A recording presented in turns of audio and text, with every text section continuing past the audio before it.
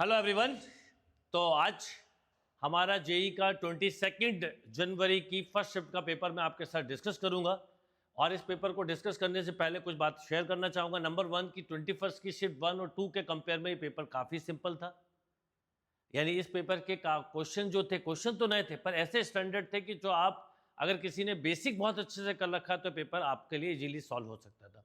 और मैं आप सबको एक बात इंपॉर्टेंट बता दूं कि मैं ये सारे सेशन आपके साथ इसलिए शेयर करना चाहता हूं और कर रहा हूं कि आप आने वाले दिनों में जो आईआईटी के पेपर हैं उसमें जब ये आप पेपर जिनके बच्चे हैं वो देंगे उनको ये सेशन बहुत यूजफुल होंगे। एंड इसके अलावा सबसे इंपॉर्टेंट बात कि अगर आप अप्रैल अटेम्प्ट देने वाले हैं तो ये एनालिसिस भी आपके लिए बहुत यूजफुल होंगे।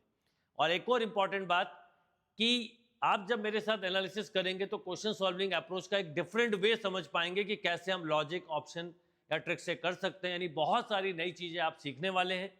और ऑलरेडी प्रीवियस पेपर्स भी इस चैनल पे सॉल्व किए गए हैं पेपर्स, तो उनको भी देखिए। और कहीं कोई दिक्कत आए तो डिस्क्रिप्शन में कॉन्टैक्ट नंबर है, कॉन्टैक्ट करिए, मैसेज करिए। पर मैं एक चीज़ बोलूँगा कि अगर जेई में आपको अच्छा स्कोर करना है तो एक बात पक्की है कि आपका बेसिक स्ट्रांग होना चाहिए और पेपर में पीसफुल माइंड के साथ पेपर हैंडल करना है। कहीं पे भी उलझो, जिस समय आपको लगे कि ये क्वेश्चन मुझसे नहीं बन सकता या टाइम ले रहा है, लीव करके मूव कर जाएं।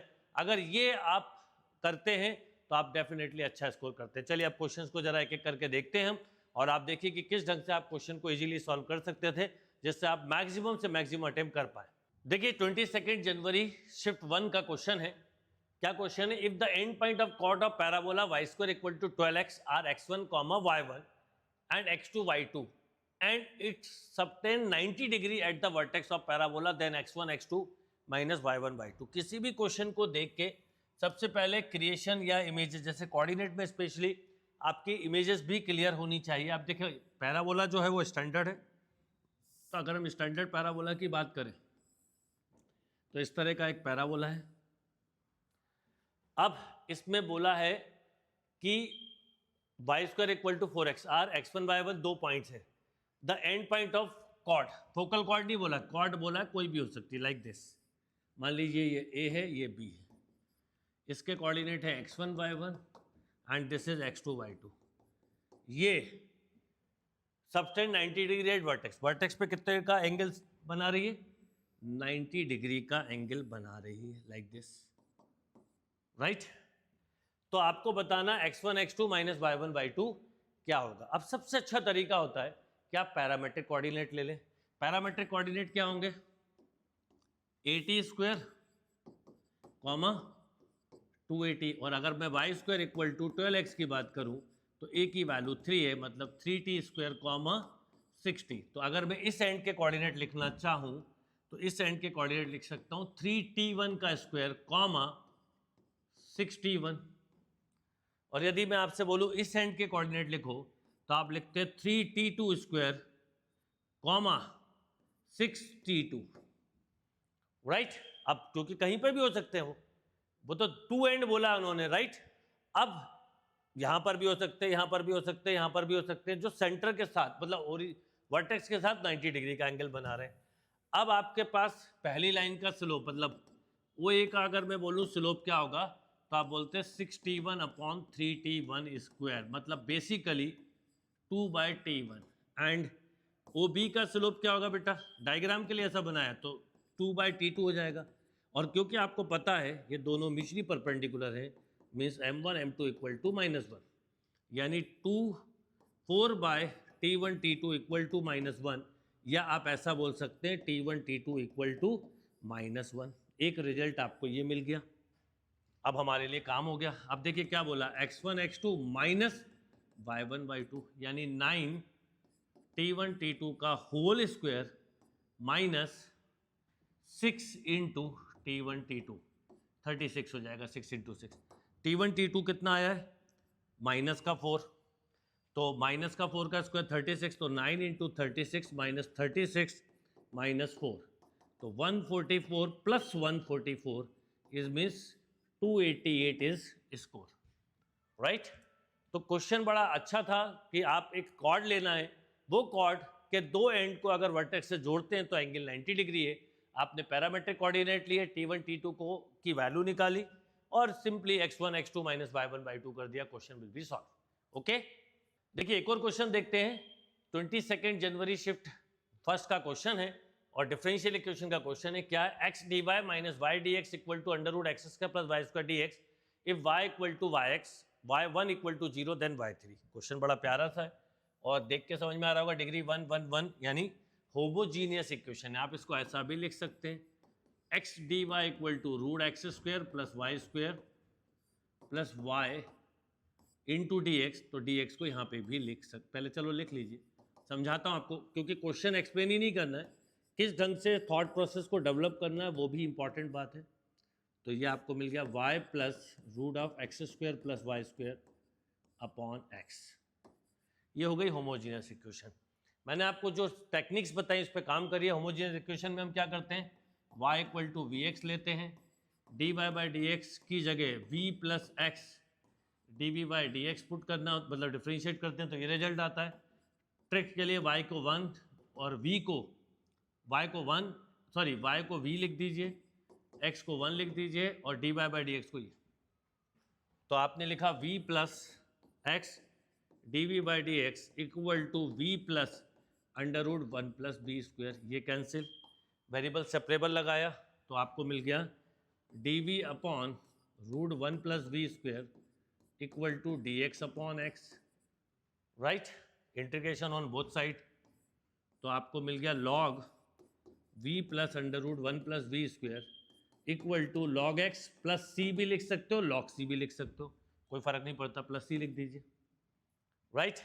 अब y v का मतलब है, याद रखना v जब पुट करेंगे तो v मतलब y अपॉन एक्स, तो log y plus under root x square plus y square upon x equal to log x plus c. अब देखिए आपको क्या दिया है, y1 इक्वल टू 0, इसका मतलब होता है x इक्वल टू 1 पर y 0 है, तो x की जगह 1 रख दीजिए और y की जगह 0, तो ये मिला 0, ये भी मिला 0 प्लस c, यानी c की वैल्यू मिल गई 0।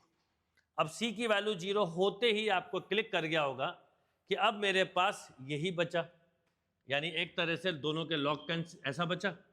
अब ये स्टेप मुझे आदत नहीं है और मैं आपको भी बोलूँगा कि आप जितनी कम स्टेप लिख सकते हैं लिखा करिए, x square plus y square upon x equal to x log x. अब दोनों लॉग कैंसिल एंटी लॉग से, तो y plus root x square plus y square equal to x square, right. अब x की वैल्यू 3 रख के आपको y बताना है क्या होगा, तो x की जगह 3 रख दीजिए और पहले इसको ऐसा लिख लीजिए, y minus x square equal to under root x square plus y square and squaring on both side, तो y square minus 2x square y plus y square plus x power 4 equal to x square plus y square, ये cancel, तो आपको मिल गया, एक तरह से आप बोल सकते हो x power 4 minus x square upon 2x square equal to y. अब रख दीजिए, आप चाहो तो एक्स स्क्वायर कैंसिल कर दो, तो y इक्वल टू आ गया एक्स स्क्वायर माइनस 1 अपॉन 2, तो 3 रखा तो 9 माइनस 1 8/2 इक्वल टू 4, तो करेक्ट आंसर होगा 4। यानी आपको केवल होमोजेनियस इक्वेशन का स्टैंडर्ड क्वेश्चन था, इक्वेशन को अरेंज करके आपको सॉल्व करना था। इस पेपर के जो क्वेश्चन थे काफ़ी ऐसे हैं कि जो आप इजीली मैनेज कर सकते हैं, डिपेंड ऑन कि आप किस एटीट्यूड के साथ पेपर को सॉल्व कर रहे हैं। ठीक है, एक और क्वेश्चन देखते हैं, इंटीग्रल का क्वेश्चन है। क्या क्वेश्चन है समझते हैं। If 6 times of 1 to x integration है डेफिनेट का f x d x equal to 3x f x plus x cube minus 4x greater than equal to 1 then the value of f2 minus f3। मतलब आपको fx निकालना होगा, उसके बिना आप value नहीं बता सकते। तो अब fx कैसे निकालें, तो पहली चीज़ तो ये कि x greater than equal to 1 है, तो x की वैल्यू 1 पर, क्योंकि आपको जब इंटीग्रेट करोगे आप तो एक कांस्टेंट मिलेगा, तो उस कांस्टेंट के लिए हमें एक फंक्शन पता करना पड़ेगा। तो अगर मैं x की वैल्यू 1 यहाँ रख दूँ तो 6 टाइम्स ऑफ, देखो 1 to 1 f x d x equal to 3 f x, x की जगह 1 रखा तो मतलब इसको अभी चाहो तो x मान लो आप, ठीक है, या 1 भी लिख सकते, कोई दिक्कत नहीं है, प्लस यहाँ पे भी 1 लिख सकते थे, प्लस 1 माइनस 4। अब देखिए 1 to 1 लिमिट है a to a, तो ए टू ए लिमिट मतलब 0 हो गया, तो ये हो गया 0 इक्वल टू 3f1 माइनस 3, यानी आप बोल सकते हैं 3 इक्वल टू 3f1, यानी f1 इक्वल टू भी 1, f1 मतलब y। इसका मतलब आपको एक कंसेप्ट मिल गया कि अगर x की वैल्यू 1 है तो y की वैल्यू भी 1 होगी, क्योंकि fx मतलब y होता है। अब देखिए, अब मैं इस क्वेश्चन को कैसे करूंगा समझता हूं, क्योंकि मुझे f2 बताना और f3, तो क्यों ना इसको डिफरेंशिएट कर दिया जाए।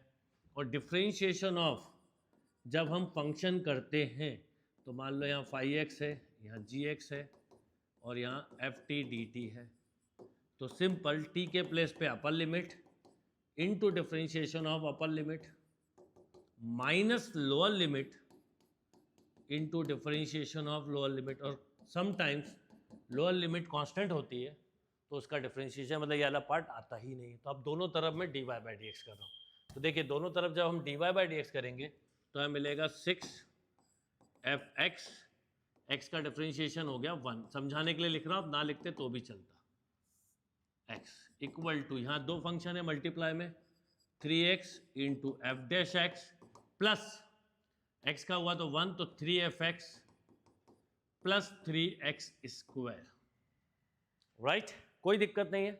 अब देखिए यहाँ पर मिल गया 6 into f x equal to 3x into f dash x plus of 3fx plus 3x square, right.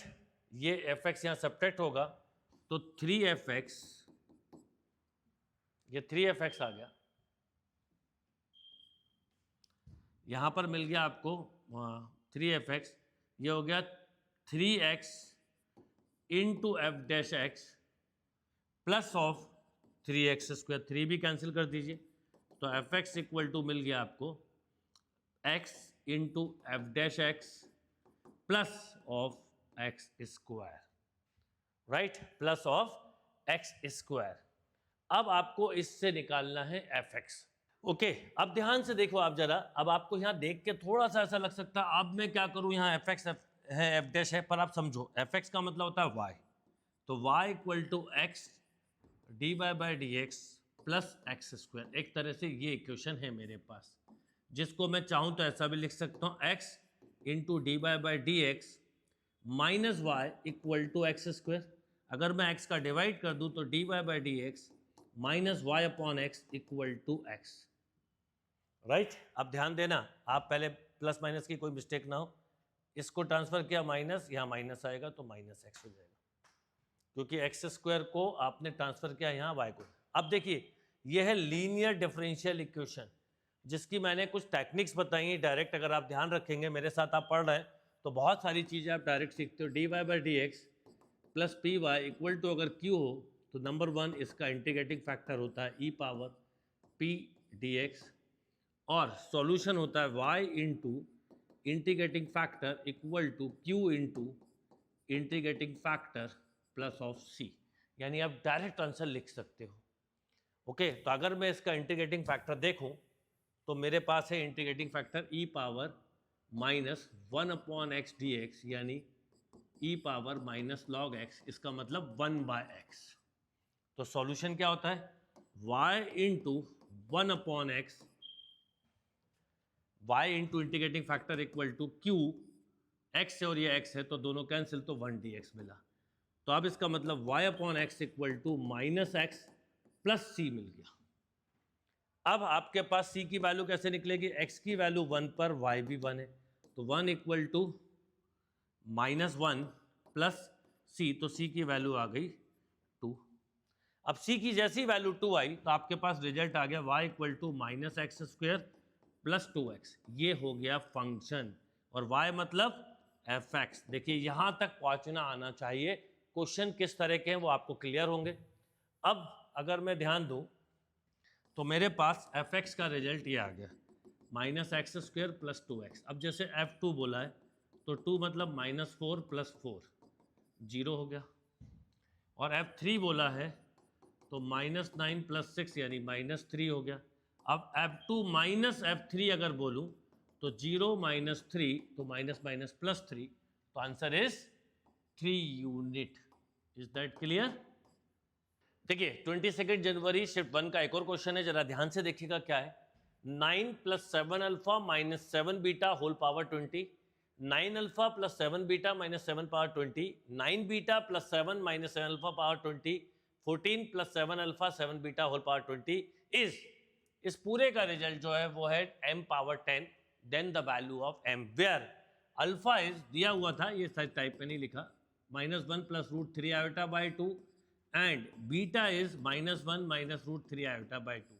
जिस बच्चे ने थोड़ा भी बेसिक कर रखा होगा वो एकदम समझ जाएगा क्या करना है। यहाँ पे ये ओमेगा हो गया तो ये ओमेगा स्क्वायर, पर अगर किसी ने नहीं पढ़ा होगा तो वो सोच ही नहीं पाएगा कि कैसे करूँ या इतनी बड़ी वैल्यू रख के सॉल्व कैसे करूँ।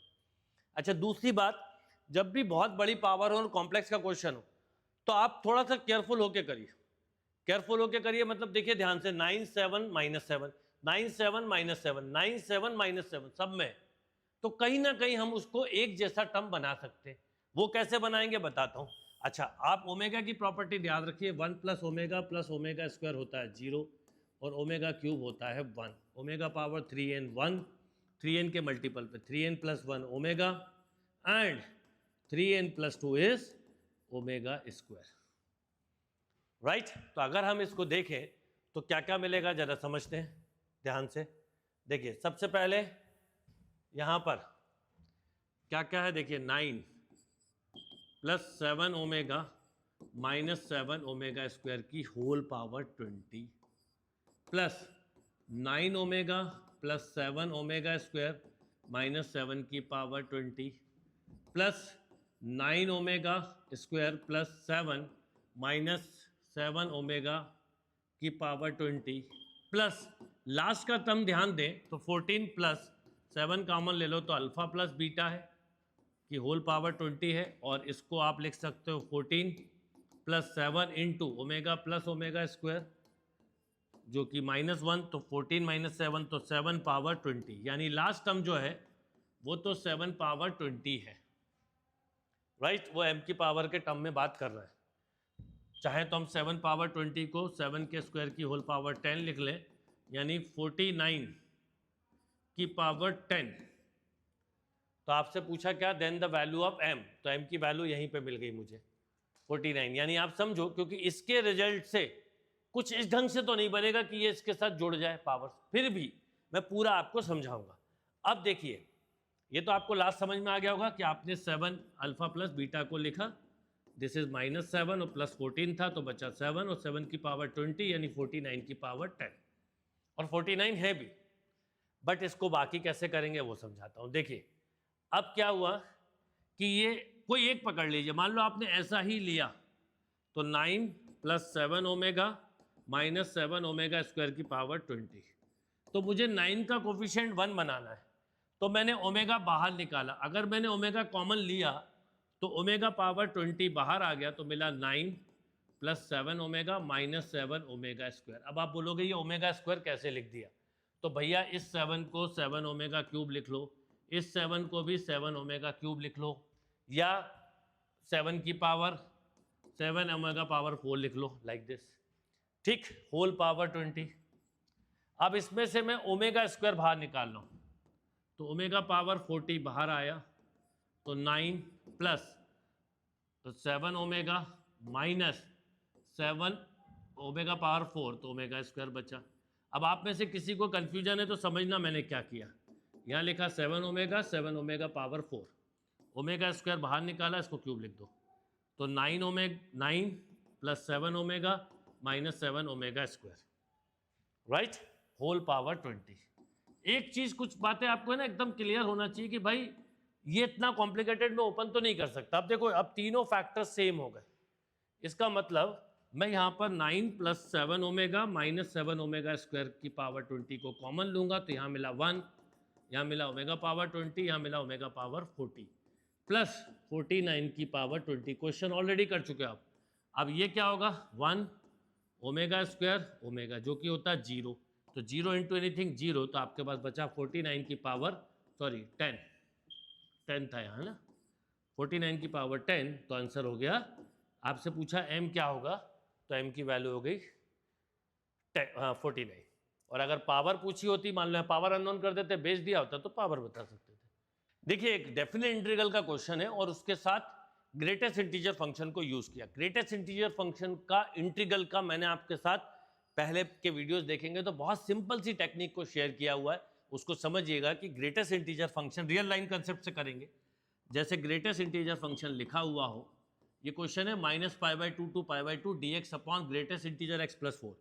तो 0 to 1 में ग्रेटेस्ट इंटीजर की वैल्यू 0, 1 से 2 में 1, 2 से 3 में 2, 3 से 4 में 3, 4 से 5 में 4, लाइक दिस ऐसी वैल्यू होती है। तो अब हम क्या करेंगे इसमें, मेरे पास जो स्केल है वो समझो, एक ही बार में करेंगे। पहला है -π/2। ग्रेटेस्ट इंटीजर हमेशा अपने इंटीजर पे नेचर चेंज करता है। -π/2 मतलब -1.57 जो -2 मिलेगा। तो इसका मतलब यहाँ लिखना चाहिए मुझे -1, फिर लिखना चाहिए 0, फिर लिखना चाहिए 1 और फिर लिखना चाहिए π/2। अब इसमें नेचर जो होगा, देखिए ये -π/2 से आप इंटीग्रल को समझना, ये रियल लाइन कंसेप्ट इतना बढ़िया है कि आपको बहुत जल्दी क्वेश्चन क्लिक भी करते हैं और आप जल्दी भी कर पाते हैं। थोड़ा और क्लियरिटी के साथ समझाता हूँ। आपने स्केल लिया, पहले तो -π/2, फिर लिया आपने -1, फिर आपने लिया 0, फिर लिया 1 और फिर लिया π/2। ओके, अब इसमें रिजल्ट -2 होगा तो आपको ऐसा मिलेगा, -π/2 से π/2 dx अपॉन -2 + 4 यानी 1/2। तो 1/2 तो कांस्टेंट आ गया और इंटीग्रल हो गया x।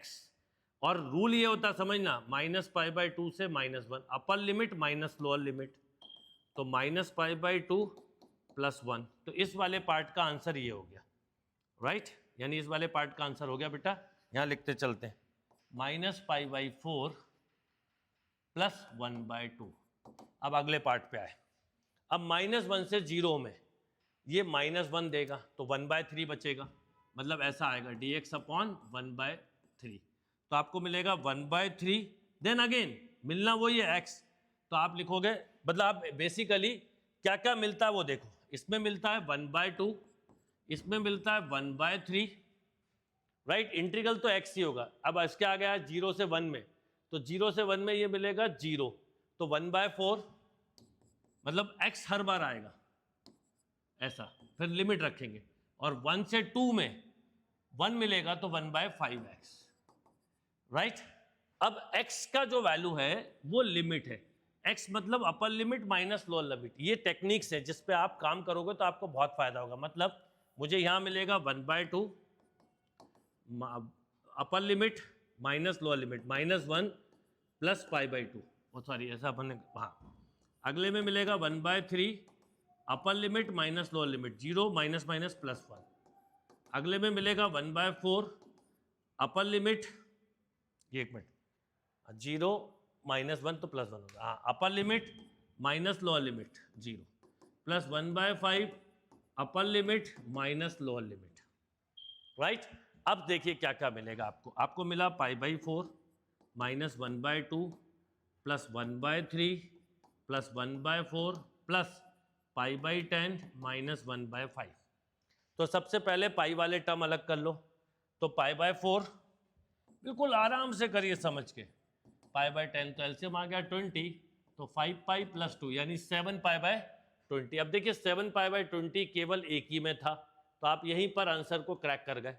तो ये हो गया 7π/20। समझाने के लिए पूरा करूंगा, माइनस ऑफ, अब देखिए क्या क्या बचा। ये बिल्कुल सिंपल टेक्निक होती है, बहुत कम लोग इसको यूज करते हैं। ग्रेटेस्ट इंटीजर फंक्शन में जो नेचर है वो रखो, बस नेचर रखो और उसके बाद उसकी अपर और लोअर लिमिट को आपको पुट करना है, बस ये बात ध्यान रखना। इस तरीके हैं शॉर्ट के। अब मिला मुझे -1/2, जो मिलता है वो लिखता हूँ, -1/2 + 1/3 + 1/4 -1/5। तो ऑब्वियसली अब 5, 4, 20 और 3 60, तो एलसीएम आ गया 60,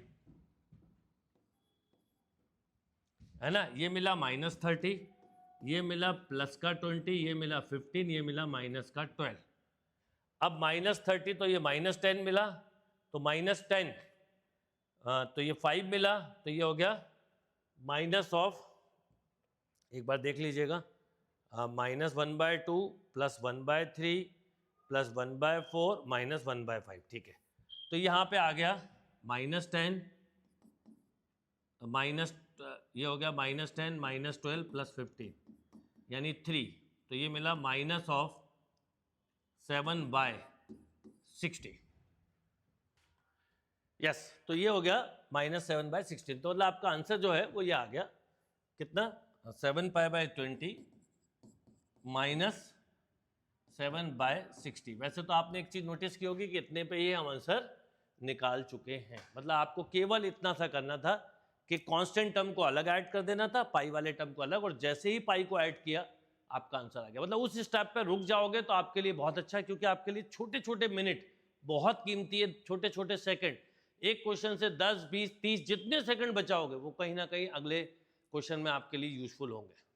देखिए शिफ्ट 1 का 22 जनवरी का एक और क्वेश्चन देखते हैं। If a line α x + y = 1 does not intersect the hyperbola x² - 9y² = 9, then the possible value of alpha. कभी भी ऐसा बोला जाए कि कोई लाइन किसी कर्व को इंटरसेक्ट कर रही है कि नहीं, तो उसका एक जनरल कंसेप्ट आप हमेशा याद रखना, चाहे कोई भी कर्व, अगर लाइन या तो 2 पॉइंट पे इंटरसेक्ट करती है या टच करती है या आउटसाइड होती है, वो डिस्क्रिमिनेंट से पता चलता है। अगर डिस्क्रिमिनेंट ग्रेटर देन 0 आए तो line intersect 2 real point, discriminant equal to 0 है, क्वाड्रेटिक बनाना होता है, तो लाइन टचेस द कर्व, और लेस देन 0 आए तो आउटसाइड द कर्व। अब जरा हम ध्यान से देखें तो यहाँ पर जो कर्व दिया है, ये किसी एक की वैल्यू निकाल लीजिए, जैसे y की निकाली तो 1 - α x, ये वैल्यू मैं यहाँ रख रहा हूँ, तो 1 - α x का होल स्क्वायर, अच्छा y की निकाली तो x² -9 टाइम्स ऑफ 1 - α x का होल स्क्वायर -9 = 0, राइट। इसको ओपन करेंगे तो x² -9 -18 α x माइनस प्लस हो जाएगा और यहाँ माइनस हो जाएगा, 9 α² x² -9 = 0। तो x² कॉमन लो तो 1 - 9 α² प्लस 18 α x -18 = 0। ये बन गई एक क्वाड्रेटिक इक्वेशन x की। अब इसका डिस्क्रिमिनेंट लेस देन 0 होगा, मतलब b² < 4ac, तो b² मतलब 18 × 18 α², क्योंकि कैंसिल कर देंगे हम, 4 × ये हो गया कितना, -18, तो -18 लिख दीजिए अभी तो आप, और 1 - 9 α², राइट। ये 18 कंप्लीटली कैंसिल, ये कैंसिल करेंगे तो 2 टाइम्स बचेगा, ये 9, तो 9 α², ठीक है, और माइनस से वो चेंज हो जाएगा, 9 α² 2 हो जाएगा, तो 18 α² -2, तो बेसिकली हम बोल सकते हैं 9 α² -2 ग्रेटर देन 0, या 9 α² ग्रेटर देन 2, यानी α² ग्रेटर देन 2/9। तो α² कितना आ गया, ग्रेटर देन 2/9। अब α² ग्रेटर देन 2/9 है, इसका मतलब है आप इसके फैक्टर बना सकते हो, तो अल्फा मतलब आप लिख सकते हो -∞ to -√2/3 union of √2/3 to infinite, क्योंकि आप इसके फैक्टर बना लोगे इस तरह से, है ना। α² -2/9 ग्रेटर देन 0, तो alpha -√2/3 into alpha plus √2/3, this is greater than 0। यानी अब आप नंबर लाइन पे लोगे तो एक -√2/3 हो गया, एक +√2/3 हो गया, और ये पॉजिटिव है ये इधर। अब क्योंकि आपको सारे आंसर पॉजिटिव दिए तो पॉसिबल वैल्यू यहीं पर निकल सकती है, तो √2 मतलब 1.414, और उसमें भी आप 3 का डिवाइड देंगे, ठीक है ना। मतलब अगर ये मान लो 1.5 होती तो ये आधा हो जाता है उसका, तो इसका मतलब आप अगर ध्यान दें तो 0.2 0.3 या 0.4 छोटा है, 0.5 बिल्कुल हो सकती है, राइट, 0.5 बिल्कुल हो सकती है। तो इस तरह से इस क्वेश्चन को आप इजीली हैंडल कर सकते थे। क्वेश्चन बहुत सिंपल था, आपको बताना था कि पॉसिबल वैल्यू क्या होगी, तो आपने जो रेंज निकाली है उसको देख के आपको आंसर देना था। देखिए एक शिफ्ट 1 का 22 जनवरी का क्वेश्चन है, डिटर्मिनेंट मैट्रिक्स का क्वेश्चन है। If a = 2 3 3 5 then the value of a की power 2025 -3 times of a power 2024 plus a power 2023। अब डिटर्मिनेंट पूछा है तो आप इसमें से कॉमन ले सकते हैं डिटर्मिनेंट ऑफ a की पावर 2023। तो हमारे पास क्या क्या मिलेगा बताओ। Determinant of a square -3 determinant of a plus of i, तो ये निकाल लेते हैं। और इसका डिटर्मिनेंट तो आपको देखो निकालना आता है, तो 10 माइनस 9 यानी 1, तो ये तो 1 हो गया। तो केवल मुझे इसका डिटर्मिनेंट निकालना है, राइट। अब अगर ध्यान दें तो ये वो तो नहीं है खैर, तो अब आप इसका a स्क्वायर निकालो, क्या आएगा 2335, तो ये हो जाएगा कितना 4 प्लस 9 13, 6 प्लस 15 21, इधर आ जाओ 6 प्लस 15 21 एंड 9 प्लस ये हो गया 9 प्लस 25 34। तो अब a स्क्वायर में से आप 3a को माइनस करिए, इधर ही कर लेते हैं। a square minus 3a plus i, तो माइनस 3a मतलब 6 9 9 15 और प्लस i मतलब 1001। जब मैं इसको निकालूंगा तो 13 प्लस 1 14 माइनस 6, तो कितना आ गया 8। अब देखिए 21 माइनस 9 ये हो गया 12,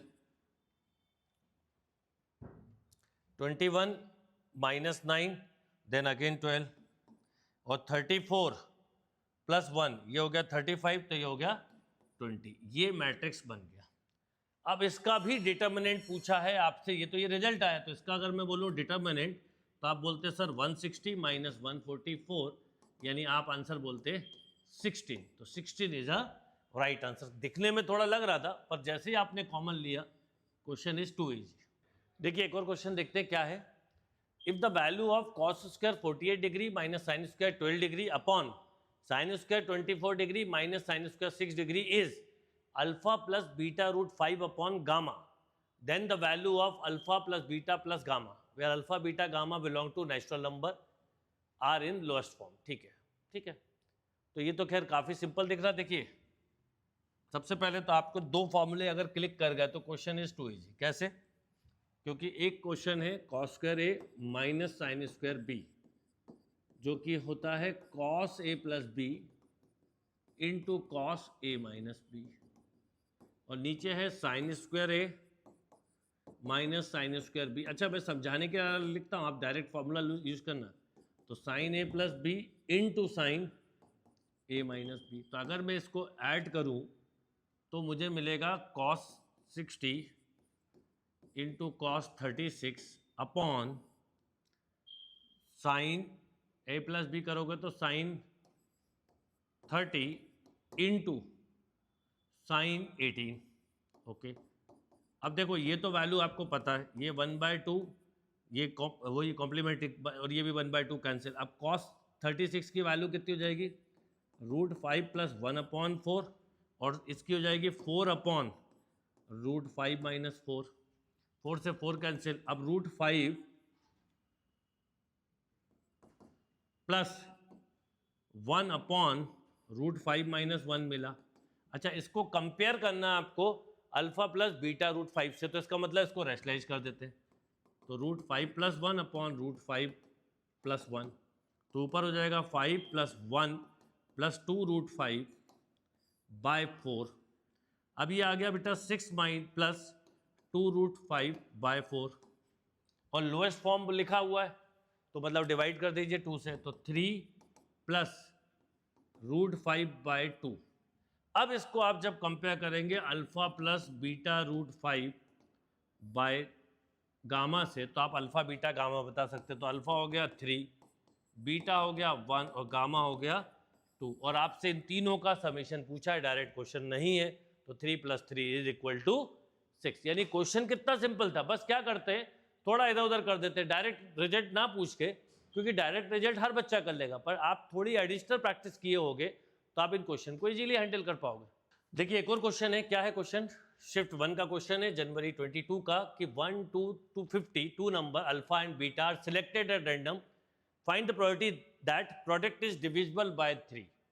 अब प्रोडक्ट इज डिविजिबल बाय 3 मतलब दो नंबर निकालना alpha and beta, two number alpha and beta are selected random, find the probability that product is divisible by 3। अब सुनिए, एक नंबर 3 निकालो और एक नंबर 5 निकालो तो भी हो जाएगा, एक नंबर 3 निकालो एक नंबर 9 निकालो तो भी हो जाएगा, एक नंबर 7 निकालो एक नंबर 9 निकालो तो भी हो जाएगा, बट एक 7 और एक 5 निकालो तो नहीं होगा। यानी 3 के डिविजुअल के लिए एटलीस्ट वन नंबर या दोनों नंबर डिविजिबल होना चाहिए। अब लॉजिक बड़ा सिंपल है कि अगर 50 में मैं 3 का डिवाइड करूं तो 1 एंड 16 पॉइंट समथिंग, यानी 16 नंबर फेवरेबल है। 16 नंबर ऐसे हैं जो 3 के मल्टीपल हैं। अगर इसमें से एक भी नंबर किसी भी सपोर्टिंग नंबर के साथ आ जाएगा तो डिविजिबल हो जाएंगे। तो क्यों ना हम 34 नंबर में से पहले दो नंबर निकाल ले, ये वो 34 नंबर होंगे जैसे 1, 7, 2, 5 है ना, या 7 और 8, ये नंबर 3 से डिवाइड नहीं होंगे और 1 माइनस कर दें। तो लॉजिक बड़ा सिंपल हुआ, 1 minus non divisible 34/2 upon 52C2। ये करना आपके लिए आसान होगा। अब देखिए एक चीज समझिएगा कि डिनोमिनेटर सबका सेम है।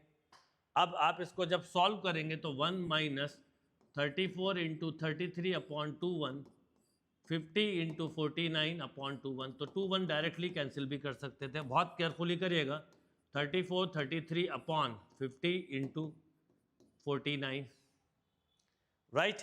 अब आप चाहें तो 2 से कैंसिल कर दीजिए, ये 17 टाइम, ये 25 टाइम। अब और कोई नंबर कैंसिल हो रहा है तो नहीं हो रहा है, बस अब आप इसका मल्टीप्लाई करेंगे तो आपको आंसर मिल जाएगा। तो बहुत केयरफुल होके करना है आपको। तो अब देखिए आपके पास जो रिजल्ट है वो है 1 माइनस 17 इंटू 33 अपॉन 25 इंटू 49। अगर मैं लॉजिक से समझूँ तो ये 50 होता तो ऐसा मिलता, मतलब इसका डिनोमिनेटर तो हमें मिल गया 1225। अब 225 माइनस, अच्छा मल्टीप्लाई की कुछ टेक्निक्स आप चाहें तो यूज़ कर सकते हैं। जैसे 33 इंटू 17 करना है तो 30 प्लस 3 लिख के कर लीजिए, मतलब 13 3 जा 51 प्लस 51 तो 510, यानी 561। यस और नो? अच्छा एक और बात है कि आप कई बार यूनिट डिजिट का भी यूज़ कर सकते हैं। जैसे 5 में से 1 गया तो 4 मिलेगा, यानी आपका आंसर होना चाहिए 664 अपॉन 1225, राइट। यानी आप छोटी छोटी टेक्निक्स को यूज करके कैलकुलेशन को शॉर्ट कर सकते हैं। देखिए एक और क्वेश्चन देखते हैं क्या है। If the sum of first 4 term of an AP is 6 and sum of first 6 term is 4, then the sum of first 12 term. ये पेपर ओवरऑल देखें तो काफी सिंपल पेपर था। Sum of first 4 term, sum of first 4 term का आपको दिया है, sum of first 4 term is 6 and sum of first 6 term is 4, then the sum of 12 term बताना है। अब आपने इस तरह का तो बहुत पढ़ा है किस्सा, P th term Q, Q th term P हो तो पी प्लस क्यू टर्म, पर यहाँ पर थोड़ा सा क्वेश्चन अलग है। सम ऑफ 4 टर्म मतलब 4/2 2a plus 3d equal to 6। अब ये 2 हो गया और ये डिवाइड हो गया तो 2a plus 3d equal to आपके पास मिल गया 3। सिमिलरली सम ऑफ 6 टर्म मतलब 6/2 2a plus 5d equal to 4 दिया है, ये कैंसिल 3 टाइम, तो 2a plus 5d equal to हो गया 4/3, राइट। अब इसको माइनस कर देते हैं तो ये कैंसिल, तो minus 2d equal to 3 minus 4/3, तो minus 2d equal to 9 minus 4 मतलब हो गया 5/3, यानी d इक्वल टू आ गया -5/6। और d की ये वैल्यू किसी में भी रख दो, इसमें रख दो, तो 2a equal to 3 minus 3d, या 3 माइनस माइनस प्लस हो जाएगा 15/6, यानी 3 से कैंसिल कर दो तो 5/2, तो 6 प्लस 5 11/2, ये 2a आ गया। अब आपसे पूछा क्या है, सम ऑफ फर्स्ट 12 टर्म, तो सीधा सीधा 12 टर्म बोला है तो 12/2, 2a मतलब 11/2 प्लस, क्योंकि 12 टर्म बोला तो 11d, तो 11 इंटू माइनस 5/6, राइट। ये हो गया 6, और यहाँ पर अब आप एलसीएम लोगे तो मिलेगा 6, तो ये हो जाएगा 3, तो 33 माइनस ऑफ 55, राइट। 6 से 6 भी कैंसिल कर दीजिए, तो बचा क्या, माइनस का 22। क्वेश्चन सिंपल था, बस कैलकुलेशन मिस्टेक ना हो इस बात का आपको ध्यान रखना था, राइट। वैसे भी दिख रहा है सम ऑफ 4 टर्म 6 है और 6 टर्म 4 हो गया, तो डिक्रीजिंग जीपी एपी है, तो इसका मतलब है आने वाले टर्म में जो आंसर होगा वो निगेटिव होगा, तो दो आंसर नहीं हो सकते थे, ये कंफर्म हो गया था। अब इन दो में से कोई होता जो आप कैलकुलेशन से निकाल सकते। देखिए शिफ्ट 1 का क्वेश्चन है, क्या क्वेश्चन है, the number of real solution of the equation x into mod of x plus 4 plus 3 into mod of x plus 2 plus 10 equal to 0। Mod function से रिलेटेड कभी भी क्वेश्चन आए तो आप नंबर लाइन पे क्या करिए, जैसे मॉड x प्लस 4 लिखा है तो इसका ब्रेकिंग पॉइंट है -4, यानी x plus 4 x greater than equal to -4 minus x plus 4 x less than -4। ऐसी मॉड x प्लस 2 का, पर ये नहीं करना, अब आपको नंबर लाइन टेक्निक्स पे काम करना है। x greater than equal to -2 और minus of x plus 2 x less than -2, right. तो इसका मतलब हम इस क्वेश्चन को अगर करना चाहें तो नंबर लाइन के हिसाब से करें, तो एक फैक्टर है -4 और एक फैक्टर है -2। अब -4 के पहले दोनों निगेटिव होंगे, मतलब आप लिखोगे -x into x plus 4 -3 into x plus 2 plus 10, यानी -x² -4x -3x -6 plus 10 equal to 0। तो x² प्लस 7x है ना, x² उधर ट्रांसफर कर दो आप इक्वल टू में, प्लस 7x प्लस 4 तो -4 इक्वल टू 0। अब देखिए फैक्टर नहीं बनेंगे, कोई बात नहीं, नंबर ऑफ रियल सॉल्यूशन पूछा है, तो पर एक चीज़ समझ में आ रही है कि अगर हम इसको फॉर्मूले मेथड से करते तो आप लिखते -7 प्लस माइनस 49 प्लस 16 बाय 2। अब इसका जो नेगेटिव पार्ट है वो ले सकते थे आप, क्योंकि एक मिलता -7 माइनस ये हो जाता 50√65 बाय 2, तो ये -4 से छोटा हो सकता था, तो एक सॉल्यूशन तो बेटा ये आ गया -7 माइनस √65 बाय 2। अब हम आएंगे -4 से 2 में, ये बड़ा सिंपल टेक्निक होता है, इसके राइट पे पॉजिटिव लेफ्ट पे निगेटिव, राइट पे पॉजिटिव लेफ्ट पे निगेटिव। अब जैसे ही आप -4 से आगे बढ़े तो ये जैसा वैसे ही ओपन होगा, ये निगेटिव होगा, तो x² plus 4x minus 3x minus 6 plus 10 equal to 0। तो x² यहाँ मिला plus x plus 4 equal to 0, right. अब इस केस में अगर देखें तो डिस्क्रिमिनेंट ही निगेटिव आ रहा है, तो नो रियल रूट्स, तो अभी तक तो 1 मिला है। अब आए -2 से बड़ा, तो जो जैसा वैसे ही ओपन होगा, तो x² plus 4x plus 3x plus 6 plus 10 equal to 0। तो x² plus 7x plus 16 equal to 0। अब देखो b² कितना होगा, b² होगा 49 और ac कितना होगा 64, 4ac, तो b² माइनस 4ac जो है वो लेस देन 0 है, तो इसमें भी कोई रूट नहीं मिले, इसमें भी नहीं मिले, केवल एक ही मिला, तो नंबर ऑफ रियल सॉल्यूशन हुआ 1। कई बार तो नंबर ऑफ रियल सॉल्यूशन का सम भी पूछते हैं, पर ये क्वेश्चन उतना कॉम्प्लिकेटेड नहीं था। देखिए एक इनवर्स ट्रिग्नोमेट्रिक फंक्शन का क्वेश्चन है, शिफ्ट 1 का ही क्वेश्चन है, the number of solution x belong to -1 upon 2√6 to 1/2√6 of the equation tan inverse 4x plus tan inverse 6x equal to π/6। तो हम tan inverse x plus y का formula लगाते हैं, तो tan inverse 4x plus 6x upon 1 minus 24x² equal to π/6, ये उधर गया तो 10x upon 1 minus 24x² equal to 10 π/6 मतलब 1/√3, यानी 1 minus 24x² equal to 10√3x। मतलब मेरे पास जो फाइनल इक्वेशन आई वो कुछ ऐसी आई, 24x² plus 10√3x minus 1 equal to 0। अब इस रेंज में कौन सा सॉल्यूशन होगा x का ये बताना है, इसके लिए -1/2√6 से 1/2√6, ओके। काफ़ी छोटी वैल्यू है, तो हम एक काम करते हैं, इसको फैक्टर तो बनेंगे नहीं, फॉर्मूला मेथड से करें तो -10√3 प्लस माइनस √b² तो 300 प्लस 96 बाय 2 इंटू 24, यानी ये हो गया -10√3 प्लस माइनस √396 मतलब 400 के आसपास मान लो अपॉन 48, राइट।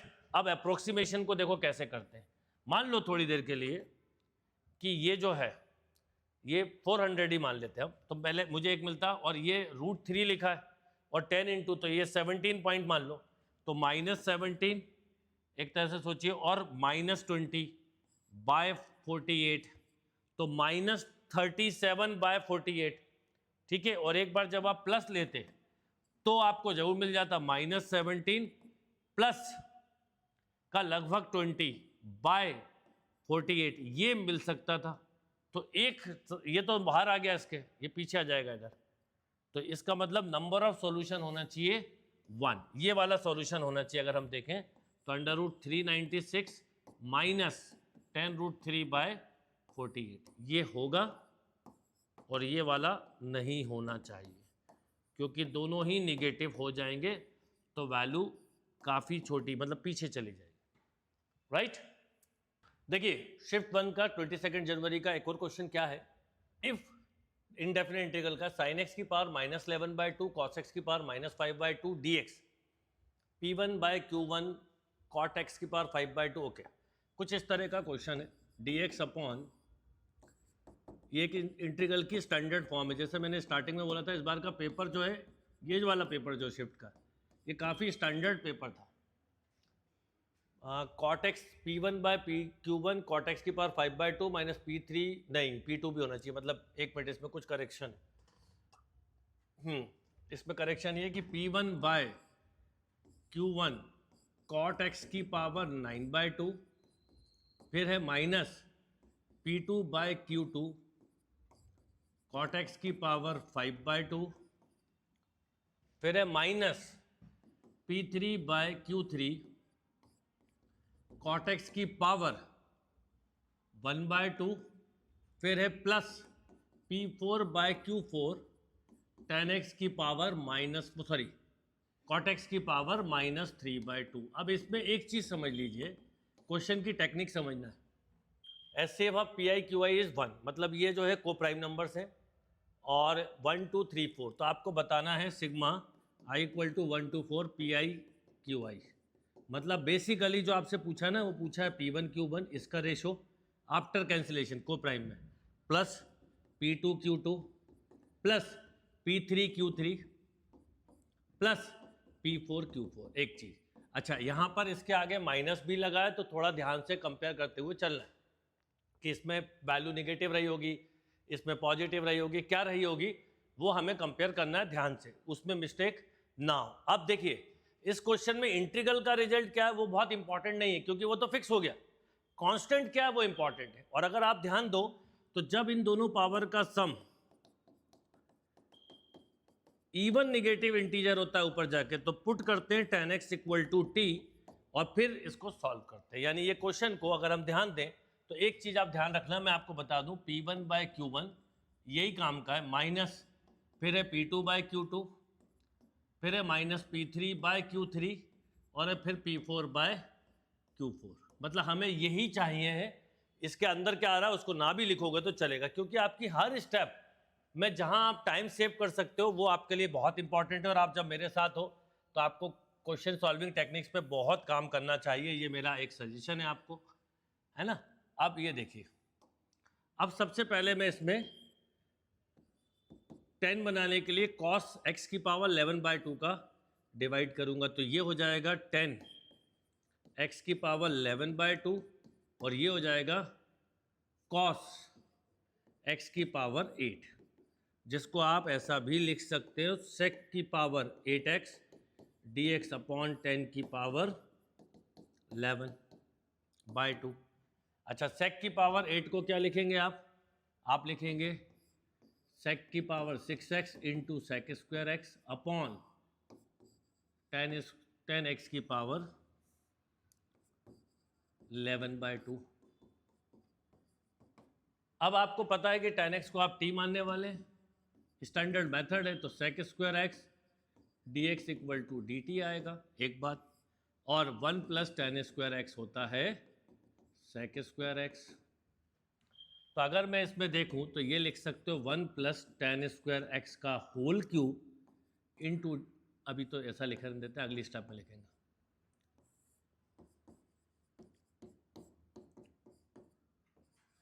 ये आपने लिखा तो ये हो गया 1 + t² का होल क्यूब अपॉन t की पावर 11/2 इंटू dt। जिसको आप सॉल्व करेंगे तो ये 4 टर्म इसलिए आ रहे थे, तो 1 + 3t² + 3t की पावर 4 + t की पावर 6 अपॉन t की पावर 11/2। अच्छा, इंटीग्रल कोई काम का नहीं है, उसके काम के हैं कांस्टेंट टर्म।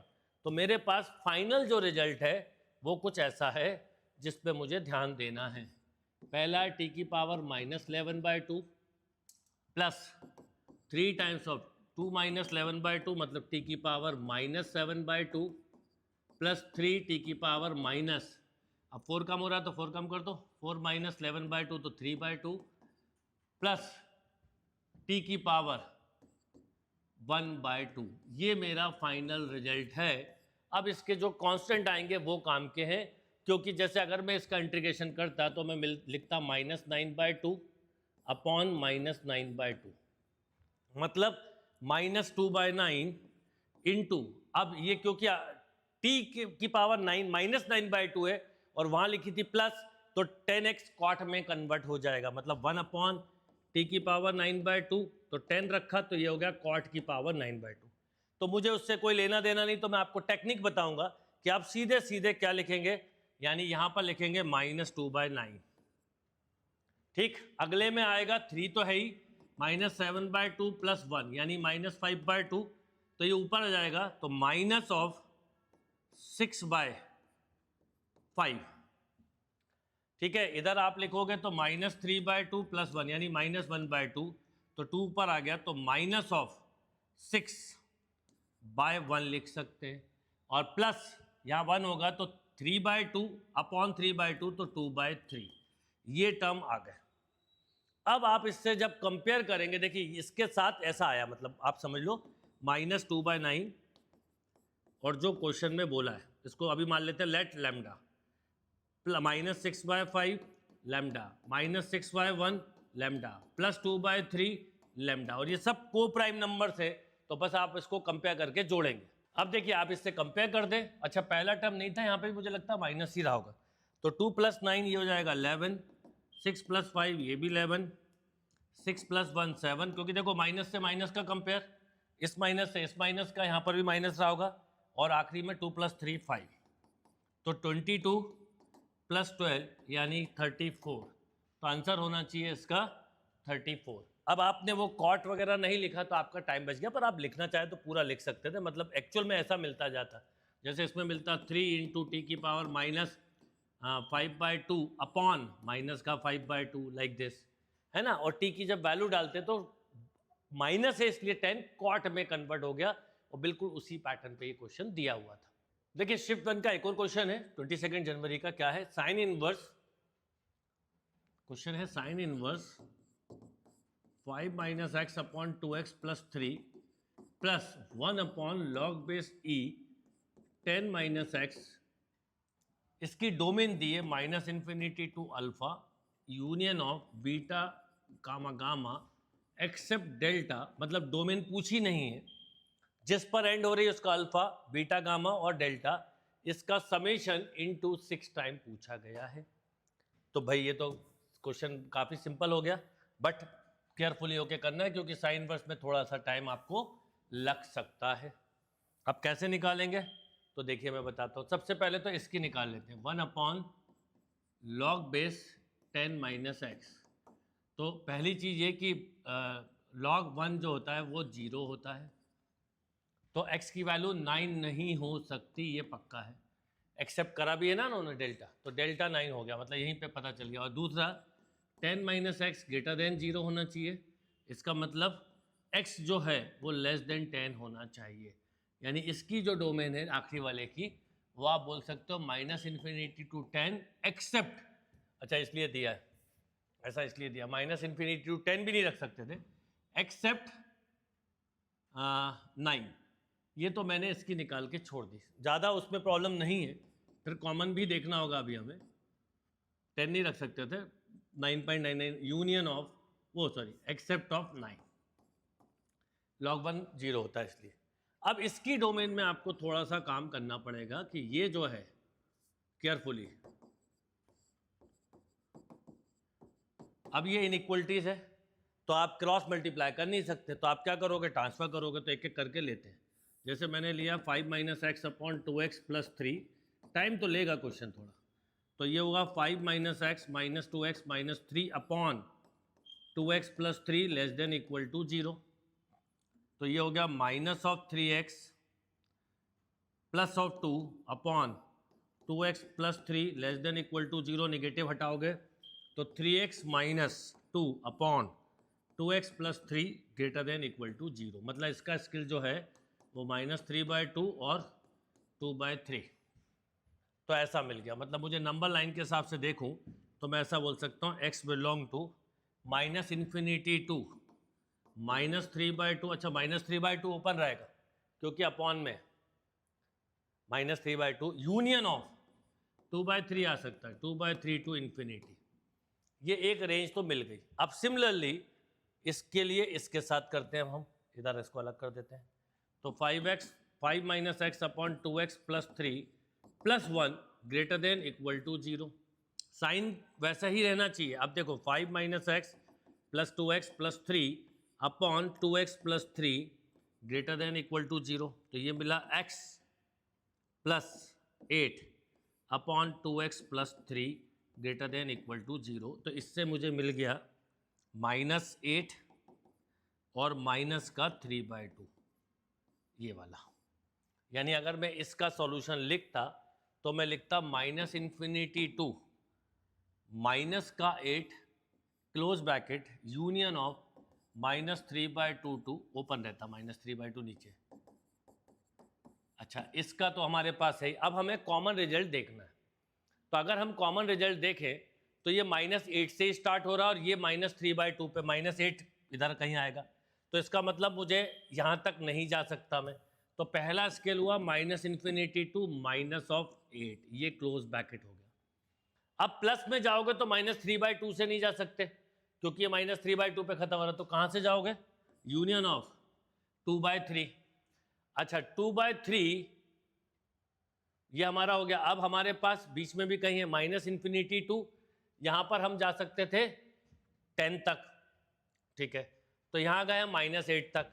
अच्छा, अब -8 से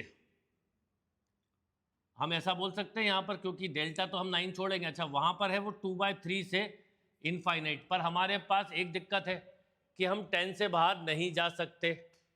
और कहां से स्टार्ट है, 2/3 से। तो हम ऐसा बोल सकते हैं यहां पर यूनियन ऑफ -8 है ये, ठीक है। तो -8 से लेके हम जा सकते हैं 10 तक। तो वो पर बीच के गैप नहीं ले सकते आप, क्योंकि यहाँ पर -8 से छोटा नहीं लेना है ना, ठीक है, बिल्कुल। तो अब हम यहाँ से स्टार्ट कर सकते हैं 2/3 से। तो 2/3 से हम 10 तक जा सकते हैं और एक्सेप्ट क्या कर सकते हैं, 9। ये हो गया। यहाँ मुझे लगता है क्वेश्चन पेपर में ओपन या क्लोज होगा, ऐसा क्लोज होना चाहिए, क्योंकि 2/3 आप रख सकते हैं। 2/3 में कोई दिक्कत नहीं है, ठीक है। तो अल्फा हो गया, क्योंकि मेमोरी बेस्ड है तो -8, बीटा हो गया आपका 2/3, गामा हो गया 10 और डेल्टा हो गया 9। अब इसका समेशन पहले कर लेते हैं। तो ये 19 -8, तो 19 -8 मतलब ये हो गया 11 प्लस 2/3, तो 33 प्लस 35/3 इनटू कितना करना है, 6। तो 70 is a right answer. 70 is a right answer. आपको समझ में आ गया ना, ये -3/2 से इन्फिनिटी है। बट प्रॉब्लम ये कि -8 से इसके बीच की कोई वैल्यू नहीं है। तो मैं इसका मतलब यहाँ पर जाना पड़ेगा मुझे। यहाँ पर -3/2 पे स्टॉपेज लगा हुआ है, तो यहाँ पर गए, पर यहाँ पर 10 से ऊपर नहीं जा सकते तो रुक गए और एक्सेप्ट 9 करा। ये क्वेश्चन था। थोड़ा सा केयरफुल होकर करिएगा, क्वेश्चन थोड़ा टाइम टेकिंग तो था। देखिए, एक प्रोबेबिलिटी डिस्ट्रीब्यूशन का क्वेश्चन है। क्या है, x इक्वल टू 0 1 2 3 4 5 6 7 और उसके करस्पॉन्डिंग प्रोबेबिलिटी दी है 0k 2k 2k 2k 3k k square 2k square 7k square plus 1। Then find P 3 to 6। मतलब आपसे पूछा है 3 to 6, मतलब 3 इंक्लूड नहीं है, तो इसका मतलब P4 P5 और P6 आपसे पूछा है। अब P4 क्या बेटा 3k, P5 क्या है k स्क्वायर और ये क्या है 2k स्क्वायर। इसका मतलब 3k प्लस 3k स्क्वायर, 3 बाहर निकाल लो तो k प्लस k स्क्वायर। अब आपकी प्रॉब्लम क्या है, k अननोन है, पर एक अच्छी बात है कि सारी प्रोबेबिलिटी का सम हमेशा 1 होता है, तो सबको ऐड कर दो। तो 3 + 2 5 + 3 8, 8 + 1 9k। अब स्क्वायर वाले जोड़िए, k square + 2k square 9 + 1 10k square = 1, या हम बोल सकते हैं 10k square plus 9k - 1 = 0। Factor भी इसके इजीली बन जाएंगे क्योंकि निगेटिव आने का आपको फ़ायदा मिल गया। तो ये 10k, ये स्टेप मत लिखना मत, k + 1 - 1 कॉमन तो k + 1। तो k की दो वैल्यू आ गई, एक 1/10 और एक -1, तो निगेटिव तो होगी नहीं प्रोबेबिलिटी, तो 1/10। तो अब आप बताओ क्या लिखोगे आप, 3 × 1/10 + 1/100, यानी आप लिखोगे 3 × 11/100 यानी 33/100, यानी 0.33 इज अ राइट आंसर। काफ़ी सिंपल क्वेश्चन था, 0.33 इज अ राइट आंसर। देखिए बाइनोमियल थ्योरम का एक क्वेश्चन है, क्या क्वेश्चन है जरा समझते हैं। बाइनोमियल के साथ साथ द कोफिशिएंट ऑफ x⁴48 1 2 3 है, मतलब इसका मतलब ये हुआ कि ये एजी का क्वेश्चन हुआ, अर्थमेटिक और ज्योमेट्रिक सीरीज का, और साथ में बाइनोमियल का एप्लीकेशन लगा है। क्या दिया है देखिए, s = 1 × 1 + x + 2 × 1 + x का होल स्क्वायर, 3 × 1 + x का होल क्यूब, अप टू। अच्छा, इस तरह के क्वेश्चन में हम फॉर्मूले की जगह सीधा कॉमन रेशियो का मल्टीप्लाई करके एक टर्म छोड़ के सब्ट्रैक्ट कर देते हैं। तो आपने 1 + x का मल्टीप्लाई किया और एक टर्म छोड़ के लिखा, तो 1 + x, 2 × 1 + x का होल स्क्वायर, यहाँ पर आएगा इसका प्रीवियस टर्म और यहाँ आएगा अगला टर्म 100 × 1 + x की पावर 101, ये याद रखना है आपको। अब आप जैसे ही माइनस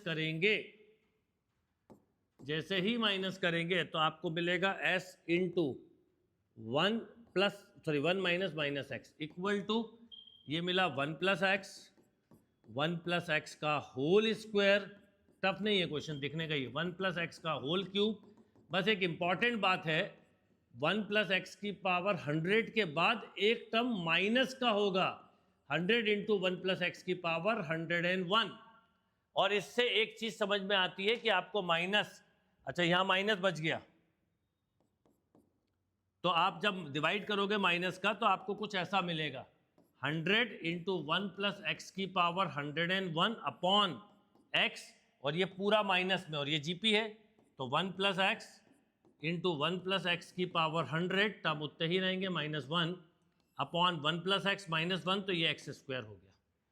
अब सुनिए, इससे जो निकलेगा कोफिशिएंट ऑफ x⁴48, तो मुझे 49 निकालना होगा, तो 100 × 101c49 पहला एक कोफिशिएंट ये जरूर आएगा, 100 × 101c49 इसमें नहीं है, इसमें नहीं है, इसमें नहीं है, तो ये हो गया खत्म, क्वेश्चन यही खत्म। इसके बाद मत करा करो, आपको यही छोटी छोटी चीजें पकड़नी, बाकी आप करते। तो अब देखो, आप इसको अलग से बताता हूँ, माइनस जो लिखा वो तो लिखते ही, 1 + x की पावर 101 - 1 + x अपॉन x², तो अब इसमें तो मिलेगा नहीं, और इसमें आप निकालते 50, तो आपको लिखना होता 100 × 101c49 माइनस 101c50, देखिए वही लिखा है।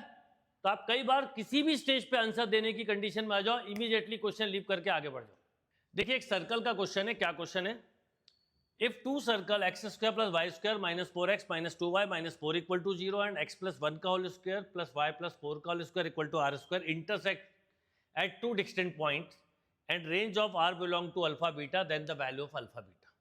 अब देखिए, आपको पता है कि अगर दो सर्कल इंटरसेक्ट करते हैं तो दोनों के सेंटर का जो डिस्टेंस है वो दोनों के रेडियस से तो कम होगा, क्योंकि ये मान लो रेडियस है r1, r2 मान लो, इसको मान लेते हैं r1, पर दोनों के डिफरेंस से ज़्यादा होगा। ये condition of intersection of circle पढ़ा था हमने, राइट। तो अब इससे एक चीज़ समझ में आती है कि जो पहला सर्कल, कोई भी सर्कल मान लो, इसका सेंटर है 2 1 और रेडियस है 4 + 1 5 - 4 3, दूसरा सर्कल है, इसका सेंटर है -1 - 4 और रेडियस गिवन था r।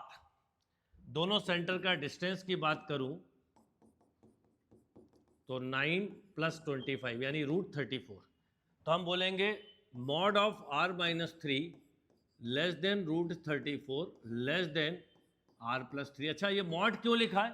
बिकॉज r हमें नहीं पता। अगर r > 3 हुआ तो r - 3 होगा, और r लेस देन 3 हुआ तो 3 - r। यहाँ कोई दिक्कत नहीं, यहाँ बहुत केयरफुल होना है। इसका मतलब ये हुआ कि मैं यहाँ पर इस केस को तो बहुत जल्दी कर सकता हूँ, यानी r > हम बोल सकते हैं √34 - 3। एक तो ये आ गया। अब इधर आए तो ये मॉड है तो -√34 से +√34 होगा, ये 3 ट्रांसफर हो गया तो 3 - √34 से 3 + √34 होगा। यानी ओवरऑल हम डोमेन बोले तो ये बोल सकते हो आप 3 - √34 से 3 + √34 इंटरसेक्शन √34 - 3 से इन्फिनिटी तक।